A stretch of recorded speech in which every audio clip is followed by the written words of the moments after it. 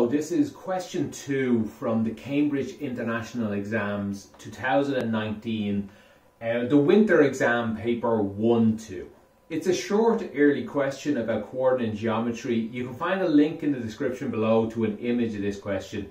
I recommend you try it before watching the solution. So here on the board is the information they give us. They give us 2 points and they give us an equation of a line. They tell us that the point M is the midpoint of these two. And they ask us to find the equation of a line going through M that's also parallel to this. Now the first thing I recommend is you try and draw any question. It's sometimes quite difficult to understand what they're asking. Drawing helps a lot, I find.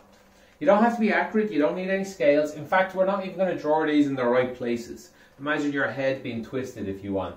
But we're just going to draw 2 points. That's these 2 points there. 3, 7, -1, 1. And yeah, that's nothing like where they should be. You know, they should be to the left of this one.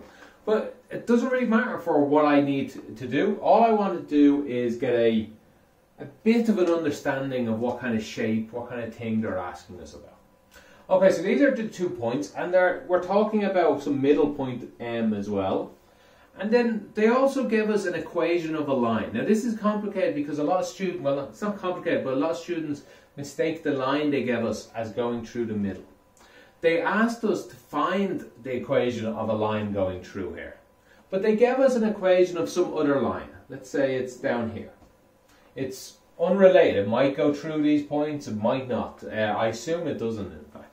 It definitely doesn't go through this point because I've done the answer out.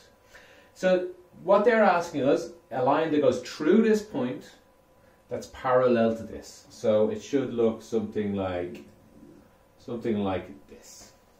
Okay, so that's what this question is asking us. And to find the equation of this line. So let's look at the formula for an equation of a line. Y minus y1 equals m multiplied by x minus x1.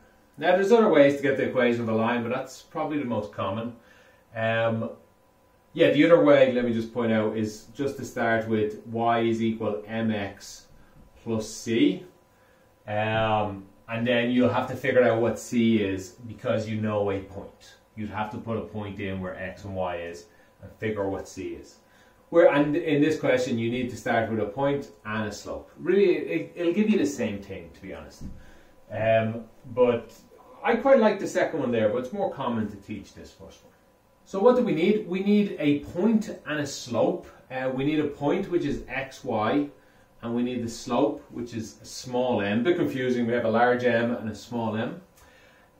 Or you could say, I guess we need 3 things, but no, I like to think of it as 2 things. This is 1 point, xy is 1 point, m, and the small m here is the slope of this. So yeah, where do we go about starting? I guess we'll start with getting the point. That looks easy enough. We have a formula for a point.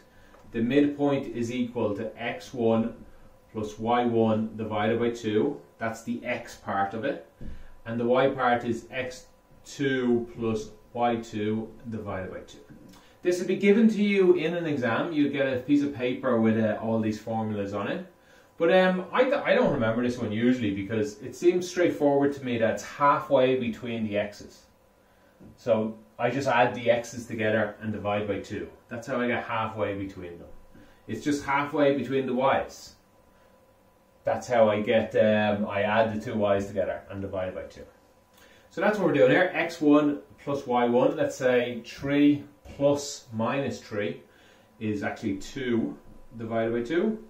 And then 7 plus 1 is 8 divided by 2, which that's just 1/4. So that's found us the m. That's found us m here.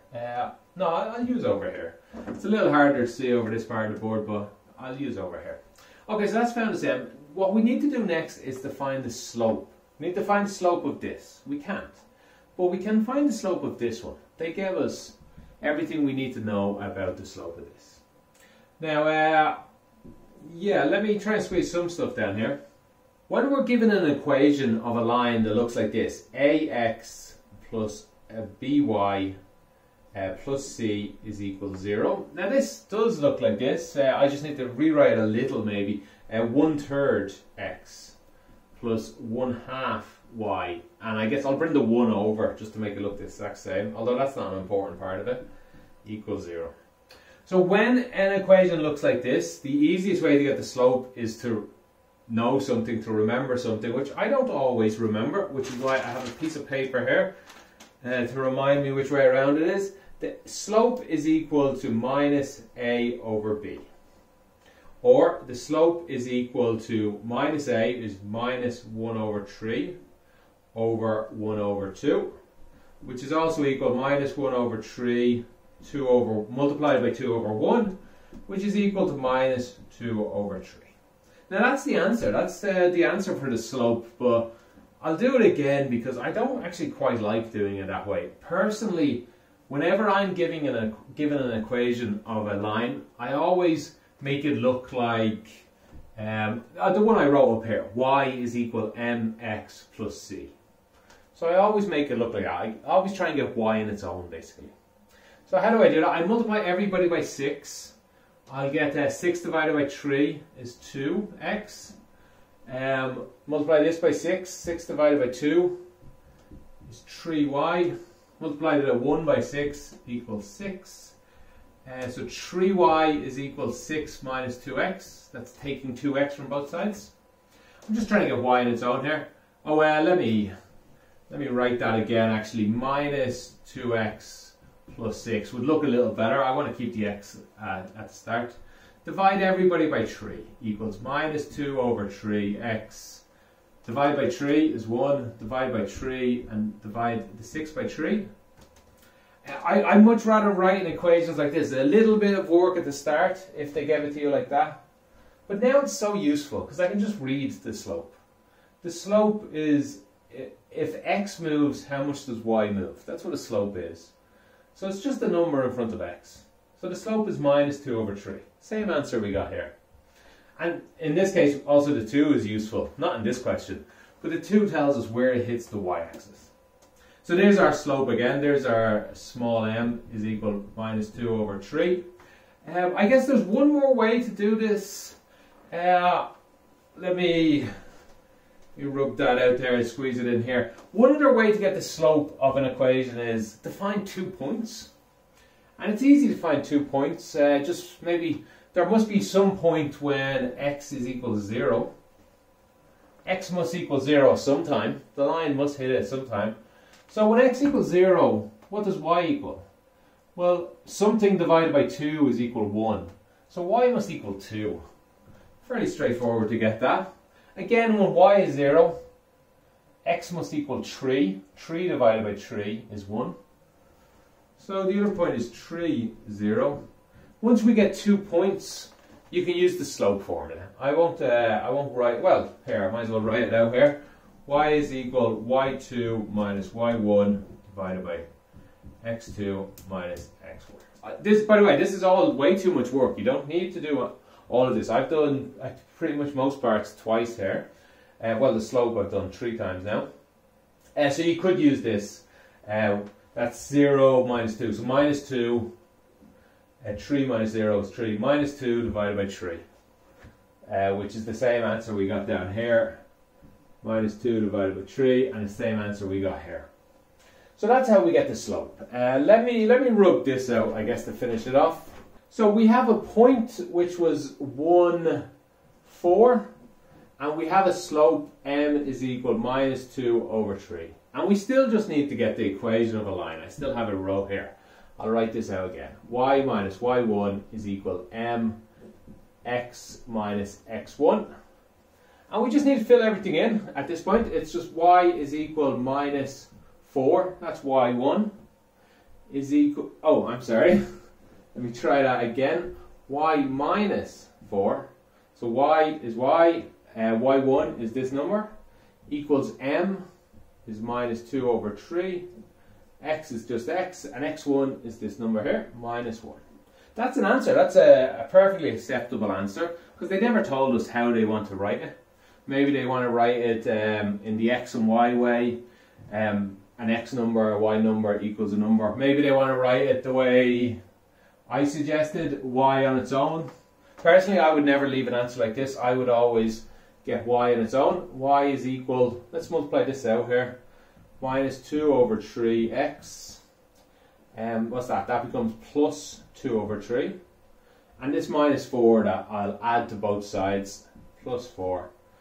I like to get y on its own, but I'd clean it up a little more. Y is equal minus 2 over 3x.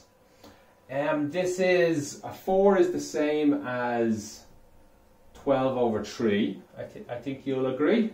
12 divided by 3 is 4. So let's just add these together. We get 14 over 3. And that's the answer I would give. That's personally the answer I would give as this question. But I believe you should get a correct for this. You'll get a correct for this as well. The examiner, though, might not like you. No, they won't mind, because they'll have this answer written down somewhere. So that'll be fine for them, I guess. But still, I would rather leave your answer like this. Or one last way to leave it maybe would be 2 over 3x plus y is equal 14 over 3. That'd be another correct way. And I said one last way, but maybe one more. We don't like fractions sometimes, so if you multiply everybody by 3, one final correct answer could be 2x multiplied by 3, multiplied by 3, and don't forget to multiply it by 3. Alright, that's one last final correct answer. Any of those will do you. Okay, I hope that answered that question. Probably went into more detail than I needed to on a lot of it. If you have any questions, leave them in the comments below and I'll do my best to get back to you. Thanks for watching. Have a good day.